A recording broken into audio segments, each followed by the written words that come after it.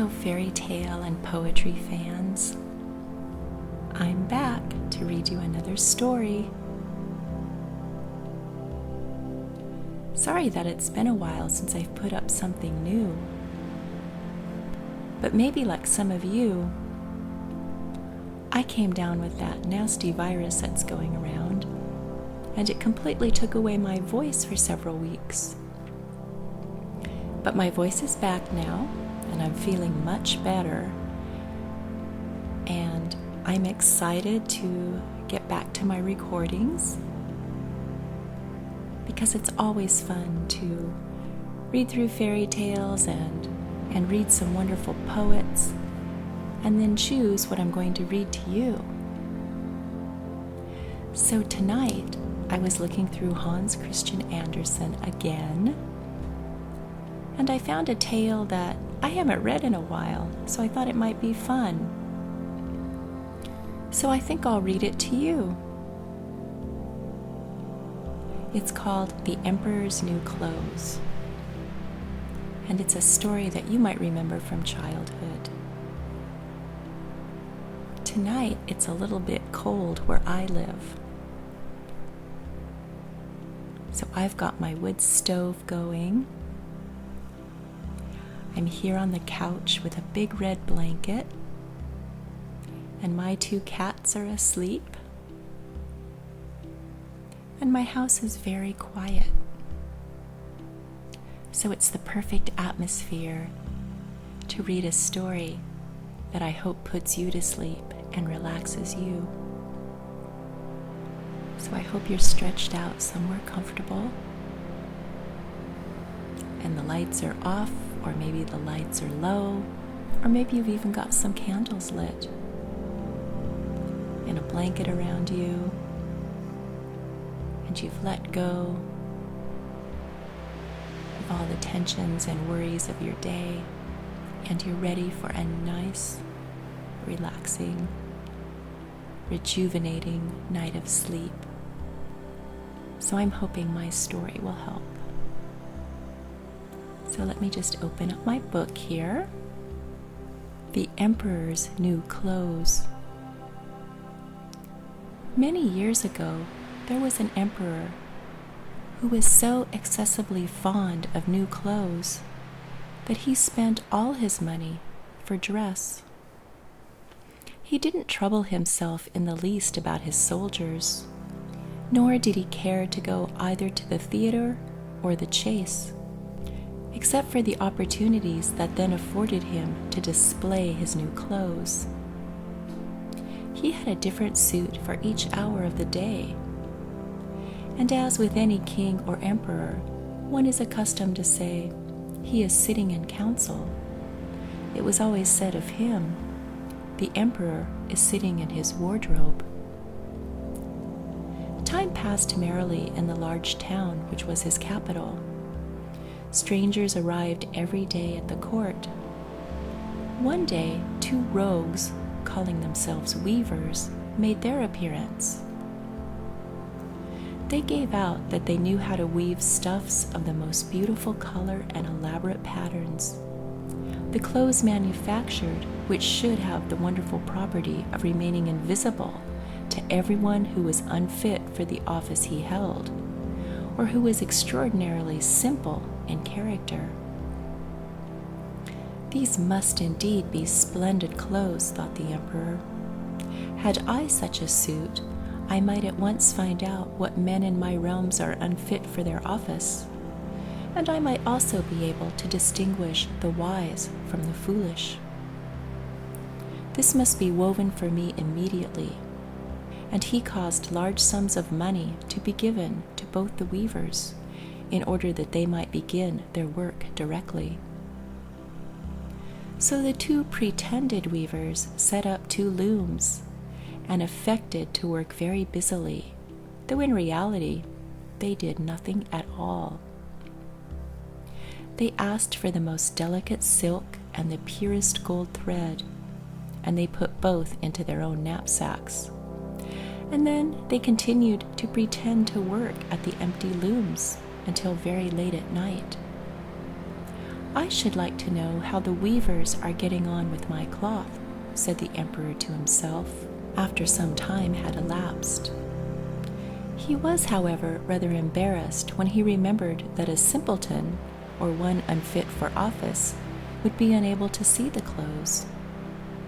To be sure, he thought he had nothing to risk in his own person, but yet he would prefer sending somebody else to bring him intelligence about the weavers and their work before he troubled himself in the affair. All the people throughout the city had heard of the wonderful property the cloth was to possess, and all were anxious to learn how wise or how ignorant their neighbors might prove to be. "I will send my faithful old minister to the weavers," said the emperor at last, after some deliberation. "He will be best able to see how the cloth looks, for he's a man of sense, and no one can be more suitable for his office than he is." So the faithful old minister went into the hall, where the knaves were working with all their might at the empty looms. "What can be the meaning of this?" thought the old man, opening his eyes very wide. "I cannot discover the least bit of thread on the looms." However, he did not express his thoughts aloud. The impostors requested him very courteously to be so good as to come near their looms, and then they asked him whether the design pleased him, and whether the colors were not very beautiful. At the same time, they pointed to their empty frames.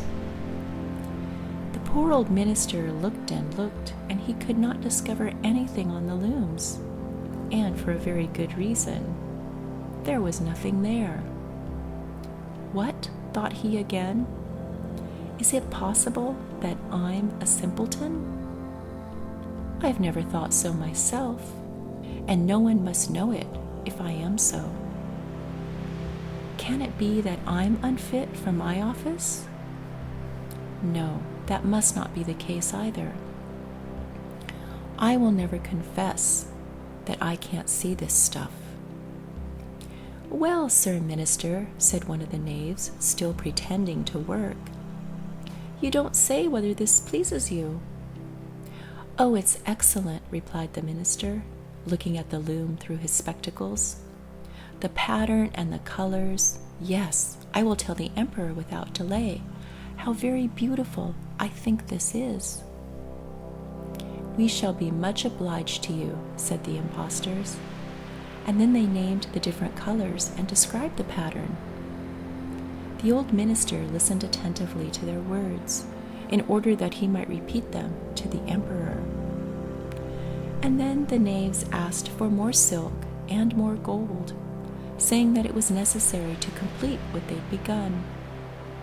However, they put all that was given to them into their knapsacks, and continued to work with as much apparent diligence as before at their empty looms. The emperor now sent another officer of his court to see how the men were getting on, and to ascertain whether the cloth would soon be ready. It was just the same with this gentleman as with the minister. He surveyed the looms on all sides, but he could see nothing at all but empty frames. "Does not the stuff appear as beautiful to you as it did to the Lord Minister?" asked the impostors of the emperor's second ambassador. At the same time, they made gestures as before, and they talked about the design and the colors, which weren't really there. "I'm certainly not stupid," thought the messenger. "It must be that I'm not fit for my good, profitable office. This is very odd, however. No one shall know anything about it." And accordingly, he praised the stuff he could not see, and declared that he was delighted with both color and pattern. "Indeed, to please your imperial majesty," said he to the emperor when he returned, "the cloth which the weavers are preparing is extraordinarily magnificent." The whole city was talking of this splendid cloth, which the emperor had ordered to be woven at his own expense. And now the emperor himself wished to see the costly manufacturing while it was still in the loom. Accompanied by a select number of officers of the court, among whom were the two honest men who had already admired the cloth, he went to the crafty impostors, who, as soon as they were aware of the emperor's approach, went on working more diligently than ever, although they did not pass a single thread through the looms. "Is not the work absolutely magnificent?" said the two officers of the crown already mentioned. "If your majesty will only be pleased to look at it, what a splendid design! What glorious colors!" And at the same time, they pointed to the empty frames, for they imagined that everyone else could see this exquisite piece of workmanship. "How is this?" said the emperor to himself. "I can see nothing. This is indeed a terrible affair. Am I a simpleton? Or am I unfit to be an emperor? That would be the worst thing that could happen." "Oh, the cloth is charming," said he aloud. "It has my complete approbation." And he smiled most graciously and looked closely at the empty looms, for on no account would he say that he could not see what his two officers of the court had praised so much. All in his court strained their eyes, hoping to discover something on the looms, but they could see no more than the others. Nevertheless, they all exclaimed, "Oh, how beautiful!" And they advised His Majesty to have some new clothes made from this splendid material. "Magnificent, charming, excellent," resounded on all sides, and everyone was uncommonly happy. The emperor shared in the general satisfaction, and presented the impostors with an order of knighthood to be worn in their buttonholes, and he gave them the title Gentlemen Weavers. The rogues sat up the whole of the night before the day on which the procession was to take place, and they had 16 lights burning, so that everyone might see how anxious they were to finish the emperor's new suit. They pretended to roll the cloth off the looms, and they cut the air with their scissors, and sewed with needles without thread in them. "See," cried they at last, "the emperor's new clothes are ready." And now the emperor, with all the grandees of his court, came to the weavers, and the rogues raised their arms, as if in the act of holding something up, saying, "Here are your majesty's trousers. Here's the scarf. Here's the mantle. The whole suit is as light as a cobweb. One might fancy that one has nothing on at all when one is dressed in it. That is the great virtue of this delicate cloth." "Yes, indeed," said all the courtiers, although not one of them could see anything of this exquisite manufacture. "If your Imperial Majesty will be graciously pleased to take off his clothes, we will fit on the new suit in front of the looking-glass." The emperor accordingly undressed, and the rogues pretended to array him in his new suit. The emperor turned round from side to side, looking before the glass. "How splendid His Majesty looks in his new clothes, and how well they fit!" everyone cried out loud. "What a design! What colors! These are indeed royal robes." "The canopy which is to be borne over your Majesty in the procession is waiting," announced the chief master of the ceremonies. "I am quite ready," answered the emperor. "Do my new clothes fit well?" asked he, turning himself round and round before the looking-glass, in order that he might appear to be examining the handsome suit. The lords of the bedchamber, who were to carry His Majesty's train, felt about on the ground, and pretended as if they were lifting up the ends of the mantle, and they pretended to be carrying something, for they would by no means betray anything like simplicity or unfitness for their office. So now the emperor walked under his high canopy in the midst of the procession through the streets of his capital. And all the people standing by and those at the windows cried out, "Oh, how beautiful are our emperor's new clothes! What a magnificent train there is to the mantle! And look how gracefully the scarf hangs."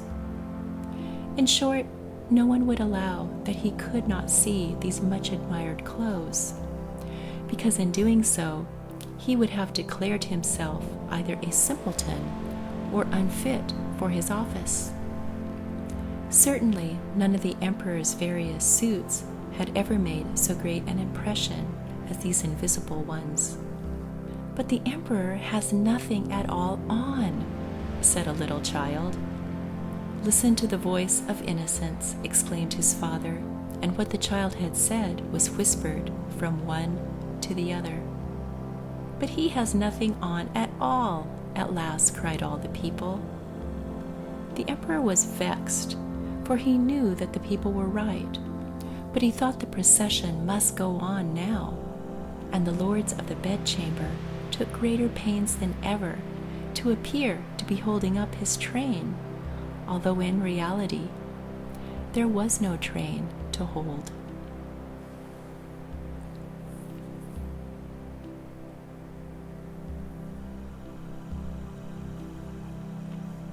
Well, I hoped you enjoyed that little story.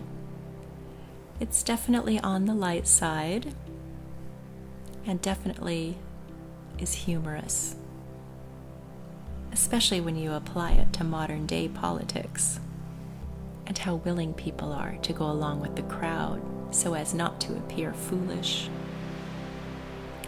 So, moral lessons aside, I hope this story was relaxing for you and you're feeling sleepy and that you're ready for inspiring and wonderful dreams. So as you're drifting off, please know that I'll be back again. I still have a few more tales to read from Hans Christian Andersen.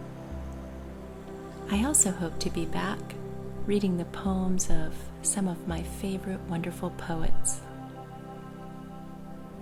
So I will see you again soon. Good night.